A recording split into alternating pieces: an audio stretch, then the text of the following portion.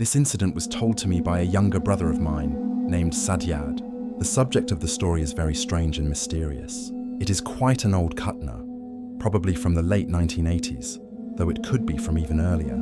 The exact time cannot be determined. Nitai Muchi used to go out for work every day as usual.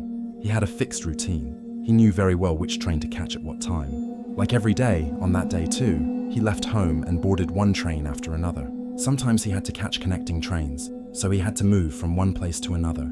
However, that day a problem occurred. He failed to catch one of the connecting trains properly.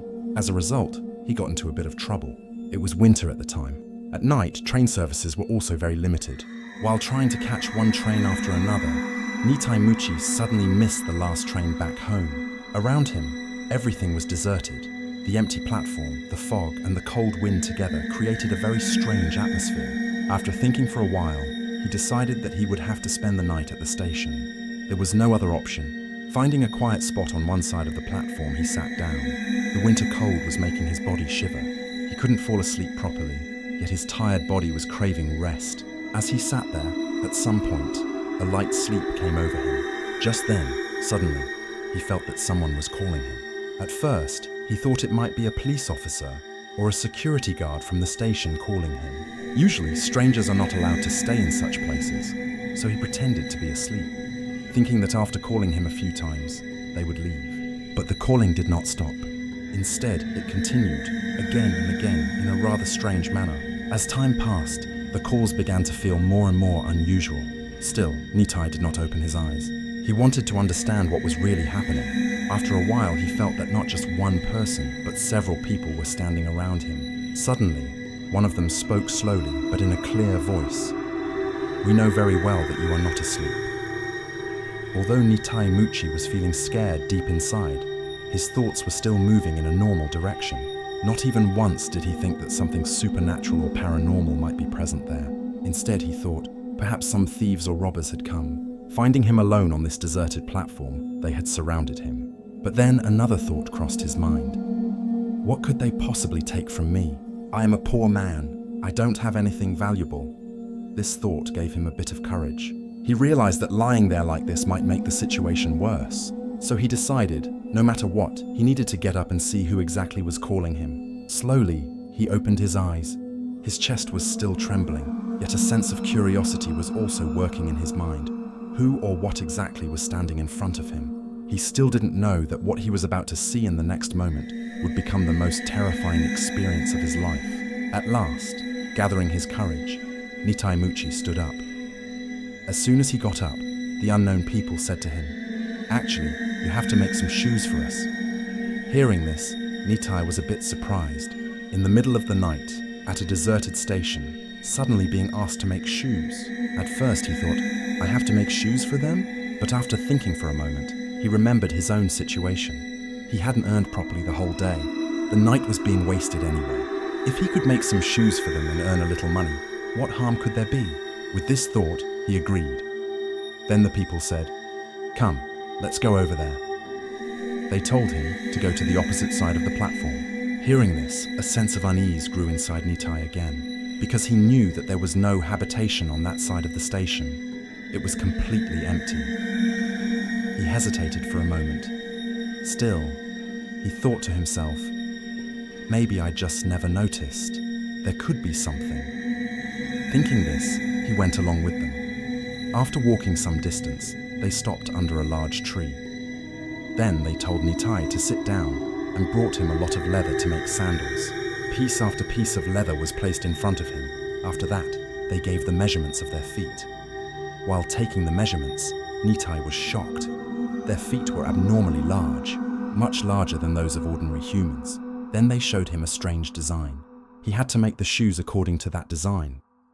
Without saying anything more, Nitai got to work. But as he worked, a strange suspicion began to grow in his mind. He was an experienced cobbler. He could usually tell just by touching leather what animal it came from. But these leathers, they felt different, unnaturally soft, and unlike anything familiar. Slowly, fear began to build inside his chest. Even so, he continued working. It was a cold night, with deep silence all around. At times, due to exhaustion, he would become drowsy, A few times, he even fell asleep. Suddenly, a question arose in his mind. I've fallen asleep so many times, but why hasn't morning come yet?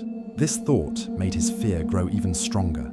Finally, with great effort, he finished making the shoes. Then those people said, "All right, the work is done. Now we will take you back to the station and take your payment." Nitai thought they would probably give him some money, but instead, they placed something in his hand, a piece of gold. In the moonlight, it shimmered faintly. It was clear just by looking at it. The value was very high. Nitai was stunned.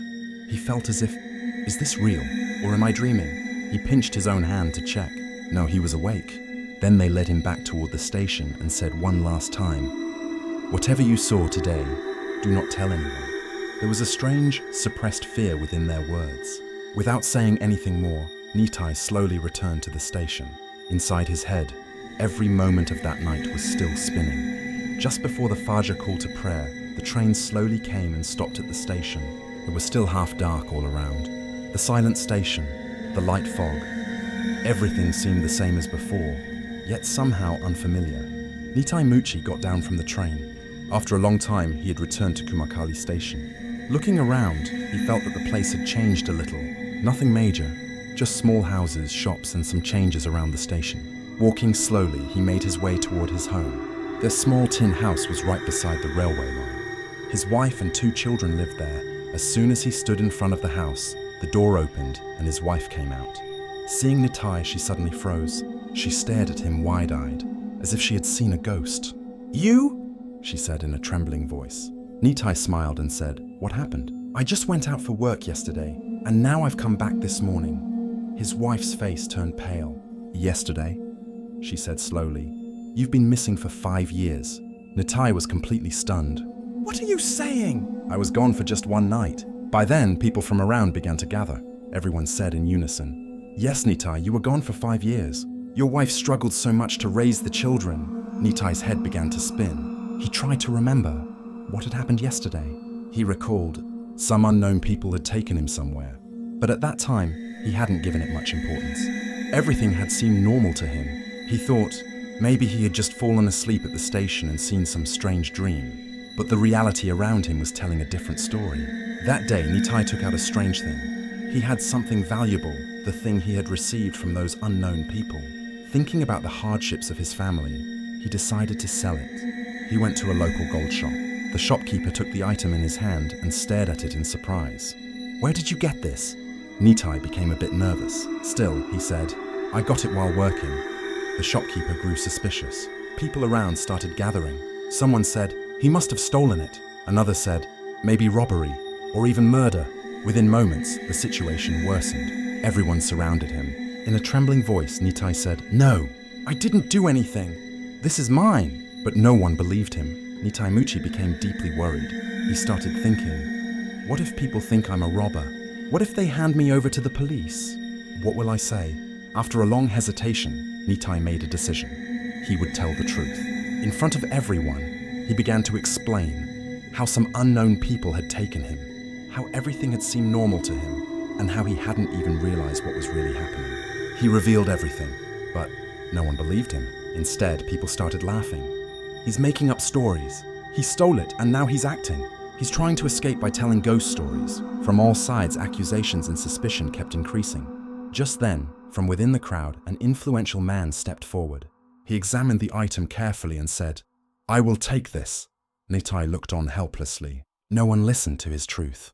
No one believed him. In the end, almost by force, that valuable item was taken from him. With a broken heart and deep humiliation, Nitai returned home. But the real unrest had not even begun yet. After a few days, strange things started happening in their family.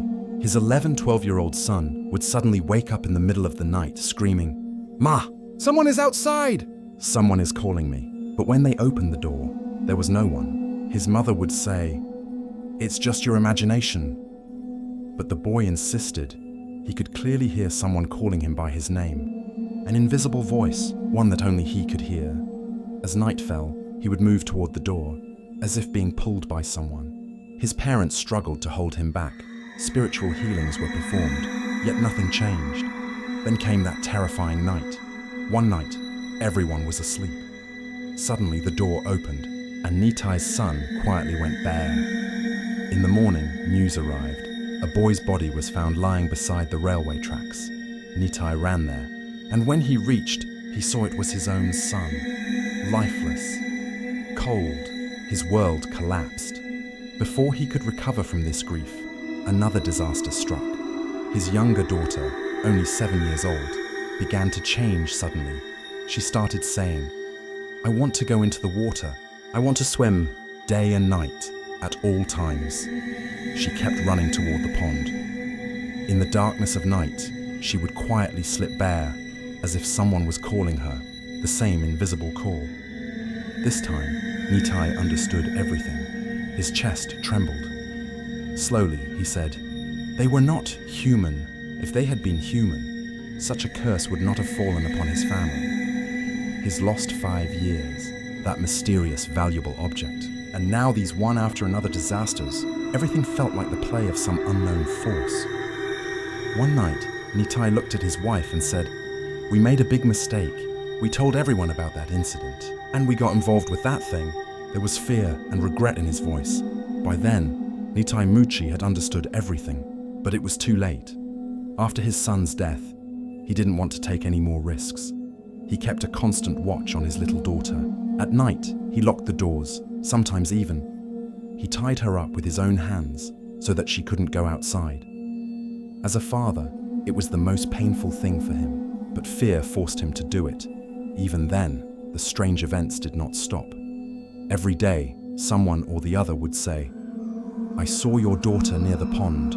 She was wandering alone." Nitai would be shocked, because he had seen with his own eyes. His daughter was inside the house. Then, who was it that people were seeing near the pond? One night, everything came to an end. Deep night, silence all around. Suddenly, somehow, the girl got out of the house. In the morning, news came. A body had surfaced in a pond in the neighboring village. Nitai ran there. His chest was pounding. He felt like he already knew the truth, yet didn't want to accept it. When he reached the pond, he froze. It was his daughter's body, lifeless, floating on the water. That day, Nitai completely broke down. He could no longer stay in that village. The fear in people's eyes, the suspicion, and those cursed memories all together made him decide he would leave. Taking his wife with him, he left the village. It is said that later they moved to Dhaka. There, Nitai Muchi became worn down by age and begged on the streets. His wife also fell ill. At some point, both of them disappeared into the crowd. Around 2012, someone reportedly saw him for the last time. After that, to this day, no one can say for certain whether Nitai Muchi is alive or not. Even now, there is doubt about the truth of this incident. Some say it was merely a coincidence. Others say it was the work of an unknown force, something beyond human understanding.